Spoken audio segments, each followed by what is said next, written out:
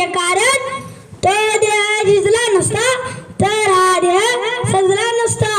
तो देह झिजला नसता तर हा देह सजला नसता. कुठल्या तरी पाटलाच्या किंवा देशमुखाच्या वाड्यावर चाकरी करत करत पुजला असता आणि तिथेच विकला गेला असता. परंतु त्या महामानवानं बाईशी झिजवलं, तुम्हाला आम्हाला घडविले, म्हणून तर अंधांना डोळे लावले, लुळ्यांना हात मिळालं, पांगळं पळू लागलं आणि माझ्यासारखं मुख घडा घडा बोलू लागलं. याची जात याचं भान ठेवलं पाहिजे. जाता एवढे सांगतो की डॉक्टर बाबासाहेब